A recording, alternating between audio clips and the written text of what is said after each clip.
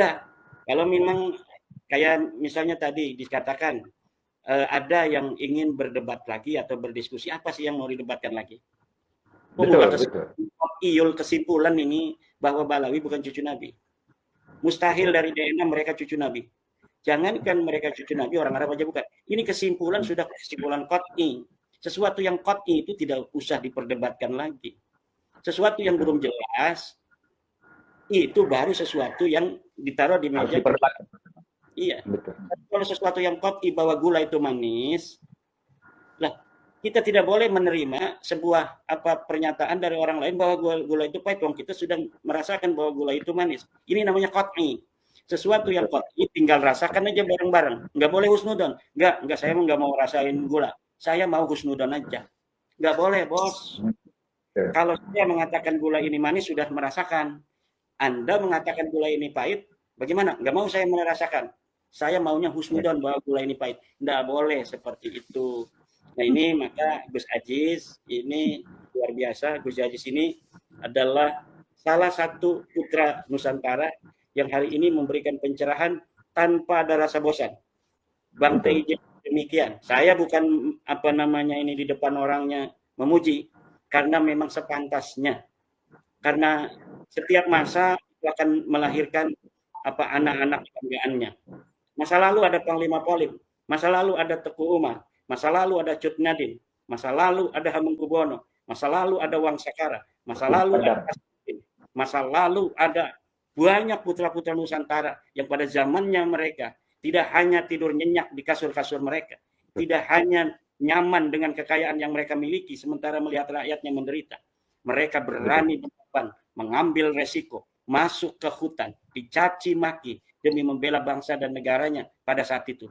Dan hari ini Nusantara melahirkan sosok-sosok itu banyak sekali yang siap, tidak populer, yang siap untuk mencerahkan saudara-saudaranya. Karena apa? Karena yang menjadi korban hari ini adalah saudara-saudara mereka. Dan wajib bagi mereka untuk memberikan pencerahan itu, walaupun yang diberikan pencerahan marah terhadap mereka. Makanya kasih senyum saudara kita yang masih marah kepada kita. Kenapa? Karena kita begini untuk mereka. Kalau misalnya ada orang, begini, misalnya ada orang penelitian, membentuk atau mengawinkan buah mangga yang satu dengan buah mangga yang lain. Ini buah mangga manis, tapi dia tidak enak dagingnya. Ini buah yang enak dagingnya, tapi tidak manis. Kemudian muncullah sebuah pohon. Setelah muncul sebuah pohon, kemudian berbuah ribuan buahnya. Bagaimana cara kita untuk mengetahui hasil perkawinan buah ini berhasil ataukah tidak, buahnya manis atau tidak? Ketika buahnya sudah kelihatan matang, kita icipi, kita jajal, manis ataukah tidak. Nggak boleh kita sudah bersusah payah, jangan sampai kita terluka. Kita jangan mencicipi buah ini, kita bikin iklan aja di televisi bahwa buah ini manis, enak, dan gurih, lalu kita jual ke seluruh pelosok negeri. Kemudian nanti orang-orang marah kalau ketahuan ini nggak manis. Itu biarin aja. Bagaimana keadaan? Husnudon. Kalau asam husnudon. Lalu mesenlah misalnya Gus Aziz Jazuli ini dari gunung di Anyer sana. Mesen 5 kilo. Pasti jajal pahit. Pahit ini. Tidak sesuai iklannya yang ada. Nggak boleh komplain. Katanya manis. Tapi ternyata pas di jajal ini pahit. Apa yang harus dilakukan oleh Gus Aziz Jazuli ketika dia melihat tetangganya mesen buah yang sama? Katanya Gus Aziz Jazuli ulama juga, seorang ulama membeli buah itu. Saya juga beli. Apakah ketika ditanya Gus Aziz Jazuli, Gus, apakah buah itu manis, apakah kecut? Apa yang harus dijawab oleh Gus Aziz Jazuli? Pahit atau manis? Pahit. Kalau saya husnudon ya. Berarti Gus Aziz Jazuli berbohong. Atau dia tidak bertanya.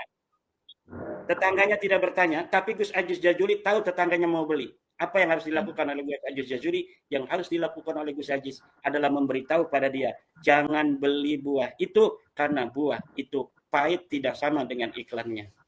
Nah, ini saya yakin, saya itu melihat orang-orang Gus Aziz sebagai alumni Yaman. Bang TJ sebagai alumni Petamburan.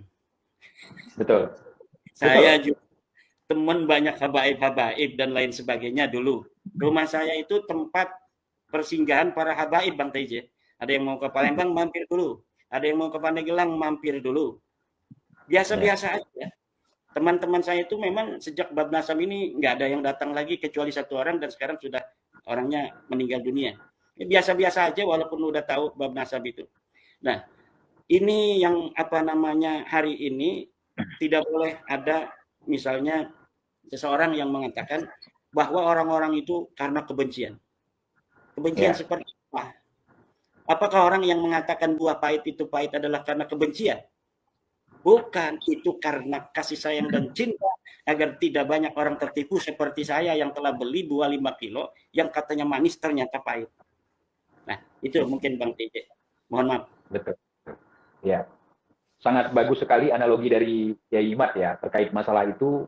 Saya sering juga mengatakan kepada teman-teman bahwa kita beragama itu modalnya bukan husnudon, tetapi harus ada dalil. Ketika dia mengatakan sesuatu itu harus bisa dibuktikan melalui dalil. Nah, jadi begitu kita beragama, bukan husnudon. Ada maling masuk ke rumah, ada rampok masuk ke rumah, husnudon aja. Kan nggak bisa seperti itu. Apa-apa husnudon, ada penjahat. Kita harus berhusnudon kepada sesuatu yang memang kita belum tahu. Tetapi di balik husnudon itu, kalau memang gerak-gerik dia mencurigakan, kita harus waspada. Waspada itu penting. Bukan husnudonnya dikedepankan gitu. Contohnya seperti sekarang. Ketika mereka tidak bisa membuktikan kitab sejaman seperti yang dipertanyakan di awal-awal oleh Kiai Imad, malah sudah mereka ngirim orang ke luar negeri untuk bertamasya. Ketika beliau pulang dari tamasyanya, belum bisa juga untuk membuktikan apa yang mereka bilang. Kemudian mereka merubah aturan. Syuhra wal istifadah dan husnudon aja. Syuhra wal istifadah seperti apa yang sering kita dengar pernyataan Kiai Imad, kalau belum ada yang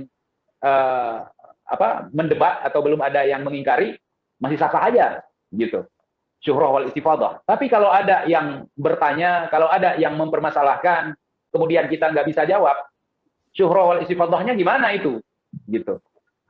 Nah, jadi ini sangat menarik. Ya. Kalau sekarang kan tidak lagi mencari kitab sejaman, tapi dalil daripada saya dan Gus Haji Jazuli, yaitu kitab Sejarah Mubarakah yang dihancurkan. Sekarang narasinya Sejarah Mubarakah itu ternyata bukan karangan dari Syekh atau Al-Imam Fakhruddin Ar-Razi, tetapi dari Ibnu Aibah. Itu ngomong di Malaysia. Itu Al-Habib Rumel itu ngomong di Malaysia. Saya dikirim link oleh teman, itu saya ketawa-ketawa, ya Allah, kata saya. Makanya udah tidak saya bahas lagi. Ini hanya karena harus diambil namanya untuk contoh bahwa apa yang dipertahankan hari ini bukan lagi dalil, ya, tetapi muter-muter agar lama-lama orang capek, atau nanti kibin-kibin itu dengan narasi-narasi yang masih mereka upayakan itu bisa terjebak di situ. Ya, tetapi semua ada masanya, dan hari ini adalah masa di mana nasab mereka ini sudah terbongkar.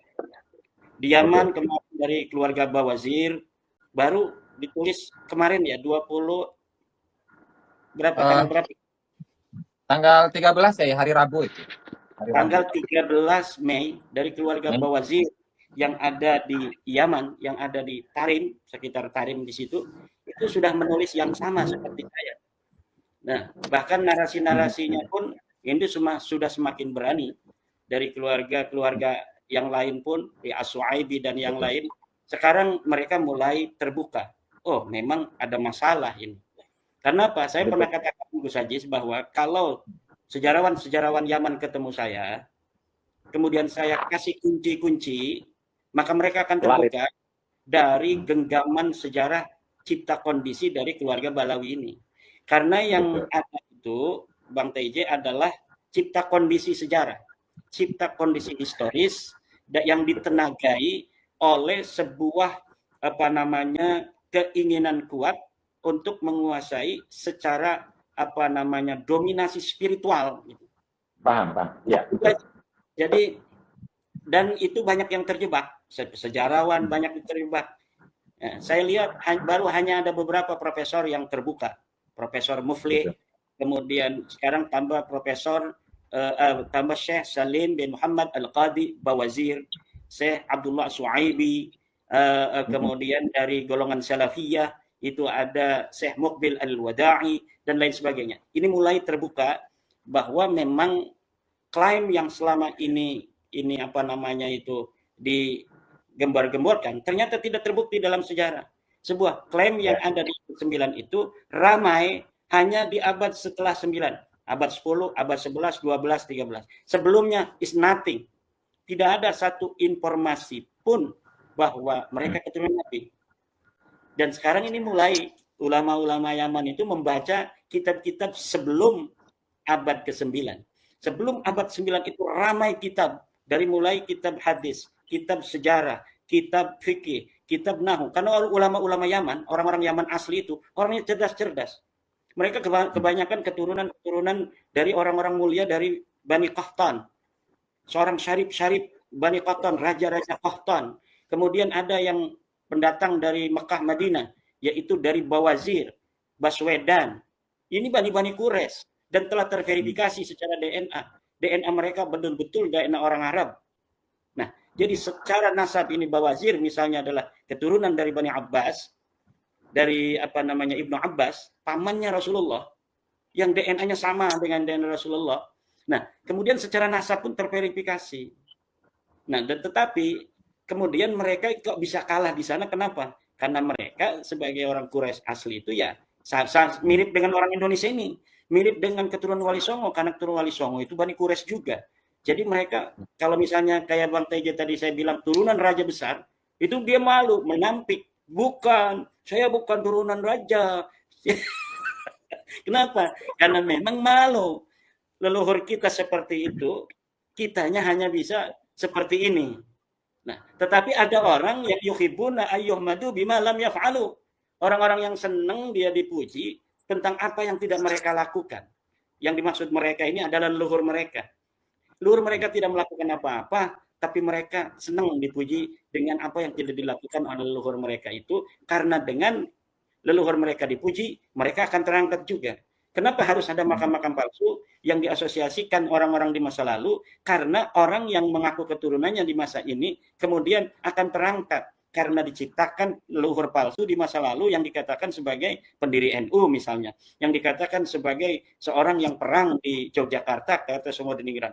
Padahal semua itu bohong belaka. Dia tahu itu bohong, tapi ketika ada orang yang memujinya, dia merasa senang juga. Itu ciri-ciri nasab palsu, itu ciri-ciri penipu. Betul, betul. Kiai, kalau misalnya untuk mengetahui orang yang pernah ada di masa lalu, apa cukup dengan kuburannya? Atau memang harus ada karyanya kalau dia tokoh besar gitu? Kalau orang yang tidak bermasalah itu mudah sekali sebenarnya. Orang yang tidak, tokoh yang tidak bermasalah itu sangat mudah sekali. Misalnya Imam Syafi'i. Imam Syafi'i 150 lahir, 204 Hijriah wafat. Lebih jauh dari Balawi ini, lebih jauh dari Ubaidillah yang 383 Hijriah. Tetapi kitabnya ada. Kemudian terkenal. Bukti-bukti eksternal, tulisan-tulisan kitabun kharijiyun, itu banyak yang menulis nama Imam Syafi'i. Orang yang mengaku muridnya, kemudian ada. Menulis kitab juga yang mengaku muridnya. Yang mengaku temannya, yaitu muridnya Abu Hanifah, menulis juga tentang Syafi'i. Yang mengaku gurunya, Imam Malik, juga menulis tentang Syafi'i. Imam Syafi'inya mengaku murid Imam Malik, terverifikasi dalam kitab Imam Malik. Abu Hanifah, apa namanya siapa? Imam Ahmad bin Hambal. Ya, Imam Ahmad bin Hambal, murid Imam Syafi'i, menulis kitab. Kemudian mengaku dia murid dari Imam Syafi'i. Imam Syafi'inya juga dalam kitabnya mengakui Ahmad bin Hambal. Orang pernah bertemu dan berguru kepadanya. Ini cara-cara memverifikasi orang-orang yang betul pernah ada di masa lalu. Orang yang sebesar Imam Syafi'i, hari ini Bang Teja pernah dengar nggak orang-orang yang membanggakan diri sebagai keturunan Imam Syafi'i? Tidak ada. Belum pernah dengar di dunia ada orang yang mengaku keturunan Imam Syafi'i, kemudian mengatakan, anak keturunan Imam Syafi'i, cium tangan, cium tangan, cium tangan. Tidak ada. Padahal orang sebesar Imam Syafi'i, orang sebesar Imam Malik, hari ini ada nggak yang mengaku keturunannya? muter-muter ke pondok-pondok. Tidak ada, padahal kita pintar. Di antaranya dengan wasilah kitab-kitab Imam Asy-Syafi'i. Tidak ada.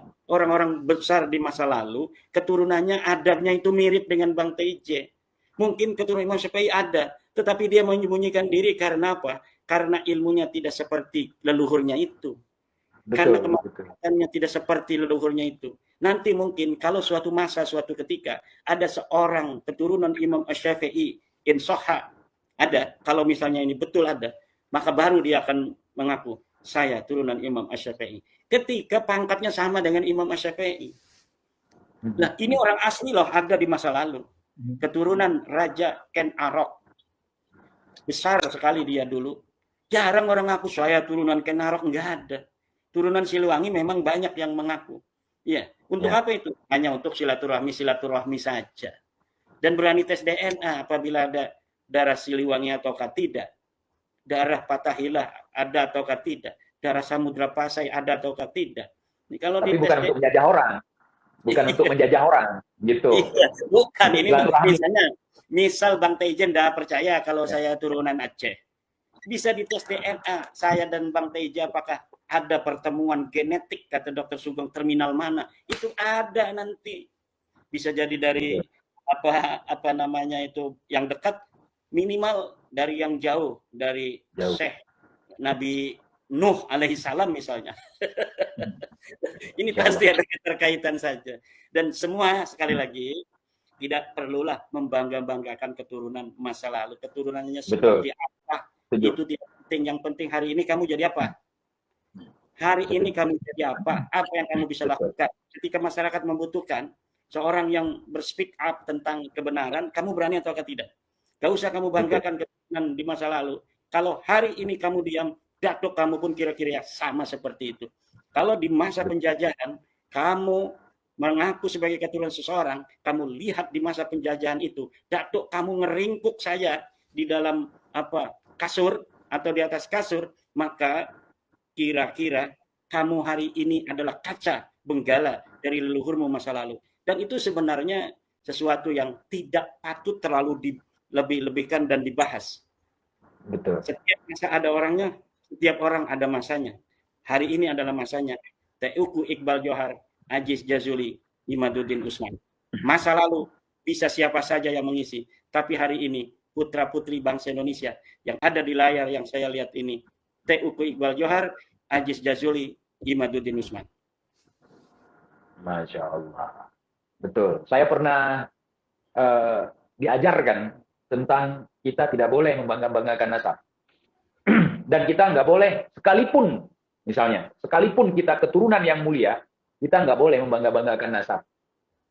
Nggak boleh kita memamerkan tentang diri kita. Nasab itu untuk keluarga kita, sebagai kita silaturahmi dengan keluarga. Kenapa? Kalau misalnya orang yang mulia di masa lalu itu, kemudian kita hari ini orang yang serampangan, justru itu akan menjadi cacian, menjadi bulian, menjadi hinaan untuk orang-orang yang pernah hidup dan dimuliakan di masa lalu. Maka dulu saya pernah mengingatkan juga beberapa orang, Habib, jangan berlebihan ketika ente menceritakan garomah Datuk ente. Karena suatu saat nanti, apabila itu tidak sesuai dengan apa yang diajarkan, dengan apa yang disebut dengan kebenaran, justru itu akan berbalik menjadi bulian, menjadi makian, menjadi hinaan. Dan itu kenyataan hari ini, Yai, dan juga Gus Jazuli. Itu sudah kita ingatkan. Iya, karomah itu begini ya. Mungkin terjadi, tapi tidak hanya untuk orang masa lalu. Orang masa kini bisa berkaromah. Udah, begini aja. Jangan bicarakan karomah-karomah orang yang masa lalu. Atau ilmu-ilmu orang yang ada di masa lalu dibangga-banggakan orang yang nggak ada. Sejarahnya nggak ada, lahir juga nggak kali itu. Dibanggakan. Yang ada aja siapa? Yang ada hari ini, coba keramatnya yang bisa nurunin hujan susu. Itu, lantai dari emas. Lantai emas. Ya, ini bangsa Indonesia lagi butuh ini untuk makan gizi gratis. Rakyat. Kalau siapa yang bisa tuh dari Balawi? Jangan bicarakan masa lalu. Masa lalu tidak bisa diverifikasi. Sesuatu yang tidak bisa diverifikasi itu subjektif dan spekulatif. Sekarang kita butuh kebenaran objektif. Kebenaran objektif, kebenaran yang bisa diverifikasi, kebenaran yang berdasarkan data, Siapa yang masih hidup? Jangan yang sudah wafat dikatakan hafal hadis sekian juta. Yang masih hidup siapa? Kita bisa Betul. verifikasi. Kalau mengatakan sudah hafal hadis 100.000 hadis, coba kitab hadis Bukhari hanya ada 4.000 hadis. Kita pegang kitabnya karena kita nggak hafal hadis Bukhari satu kitab kan. Saya yang pegang Imaduddin Usman. Siapa itu yang katanya dari Balawi hafal 100.000 hadis? Di shooting. Saya minta dia bacakan dari Oh, Babul Wahyi sampai akhir kitab Al-Bukhari. Itu aja, 4.000 hadis saja. tor, Kalau tor hafalan. misalnya itu hafal, saya kasih hadiah HP saya yang panas ini mati tadi.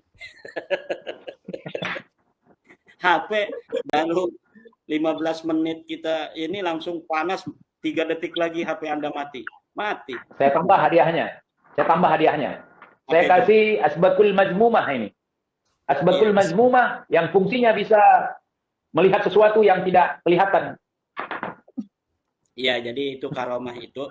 Karomah itu bagi saya ya, nggak tahu saya kalau apa Bang Iqbal, Bang TJ, Bang Haji Jazuli, apakah percaya karomah? Kalau saya percaya karena beberapa kali saya menemukan karomahnya manusia. Karomah kiai-kiai itu saya menemukan. Jadi saya sendiri menemukan orang yang punya karomah. Jadi saya percaya tentang karomah. Cuma karomah itu verifikatif juga. Artinya orangnya itu bisa diverifikasi. Saya kenal dengan kiai-kiai yang memiliki itu dan banyak saksinya. Bukan hanya orangnya sudah wafat ratusan tahun yang lalu, kemudian ditulis hari ini. Kayak Syaikhul Qadir Al-Jilani radhiyallahu anhu warda. Itu keramat-keramatnya ditulis berdekatan dengan masa di mana beliau itu ada. Jadi orang Gitu. percaya bahwa beliau punya karomah yang luar biasa. Tapi karomah-karomah dari keluarga Balawi yang saya temukan dari Ali Khalifasam, Faqih Muqaddam, dan kemudian Sahib Mirbat, itu tidak ada landasan teoritis yang dapat membantu bahwa itu adalah sebuah kebenaran objektif. Kenapa? Tidak ada referensinya. Adanya di abad 9. Surat menyurat antara Faqih Al-Muqaddam dengan Sa'aduddin Az-Zifari. Tidak ada itu. Kenapa saya berani mengatakan tidak ada? Karena peristiwa yang terjadi 653 Hijriyah dicatat 895 Hijriyah. Nah, ini tidak ada sama sekali apa namanya itu tangga untuk kita bisa sampai kepada masa itu, nggak ada sama sekali. Jadi diambil dari ruang hampa, kemudian kita hari ini harus meyakini apa gitu, kita harus meyakini.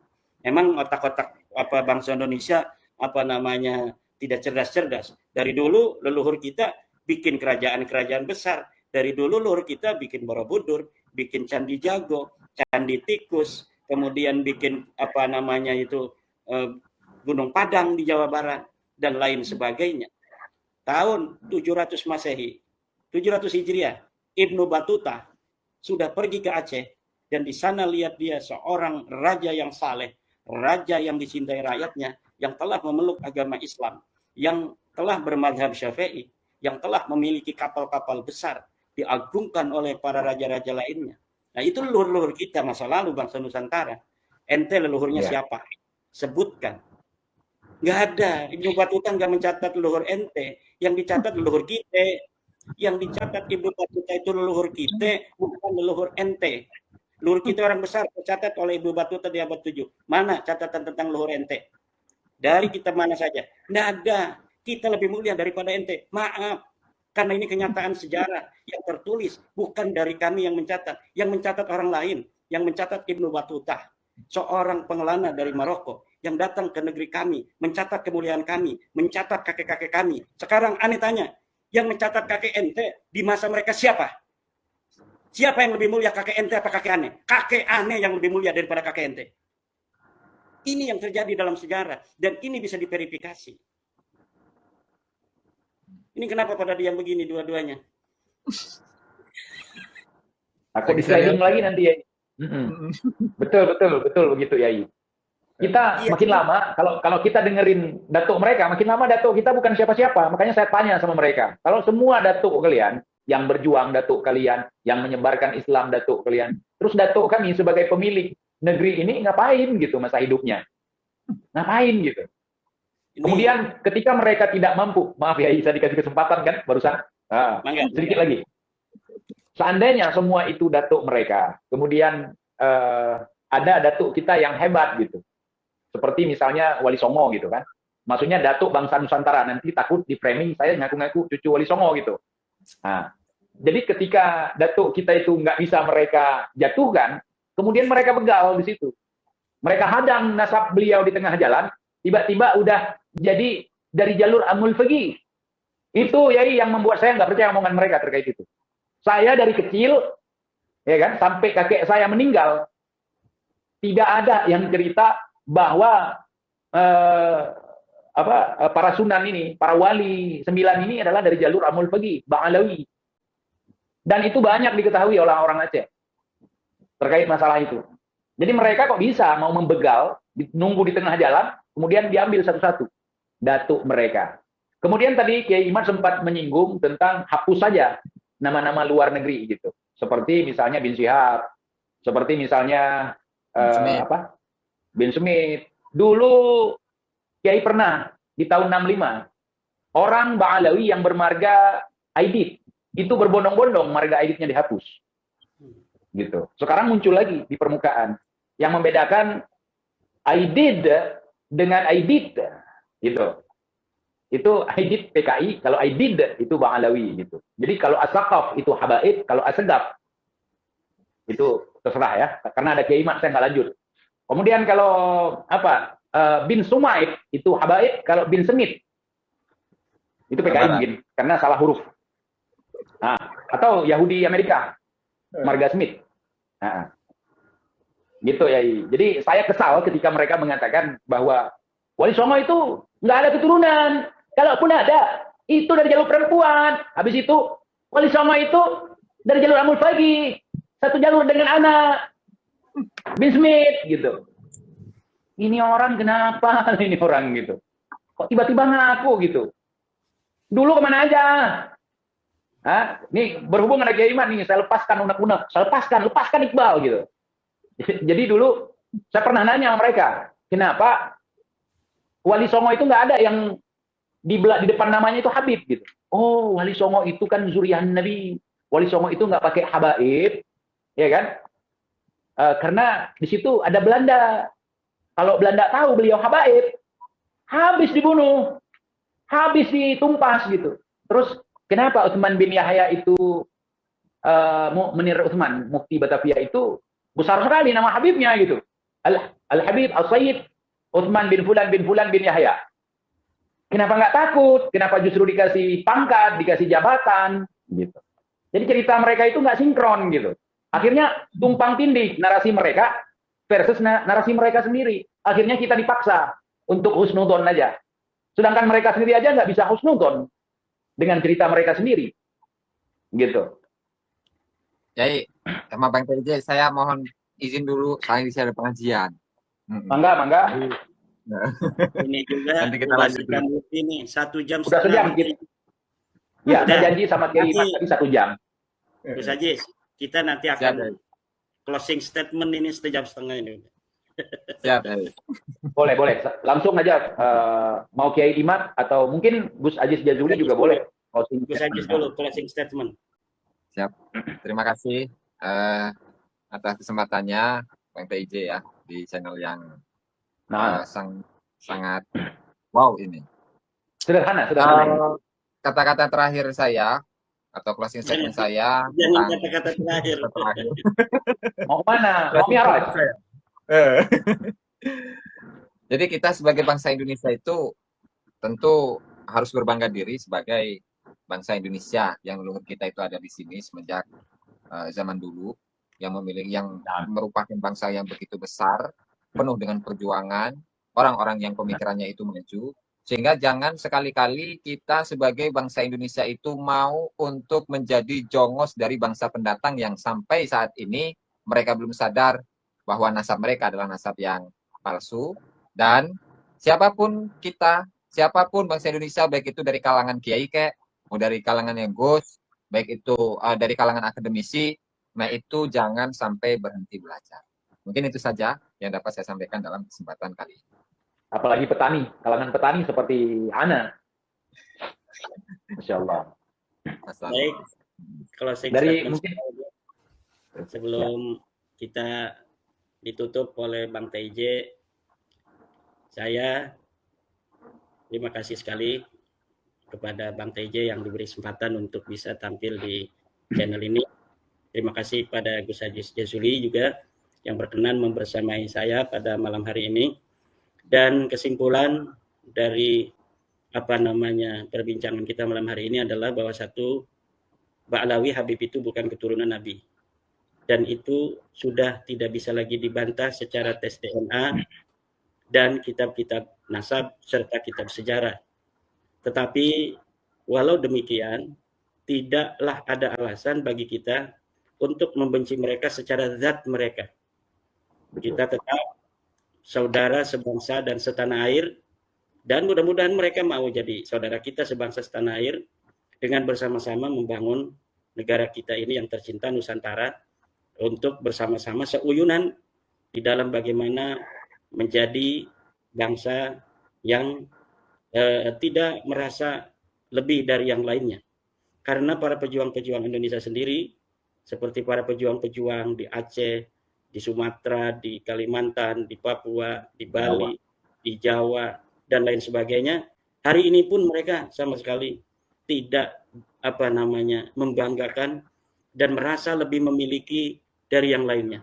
Padahal leluhur mereka ada di sekolahan-sekolahan gambarnya itu.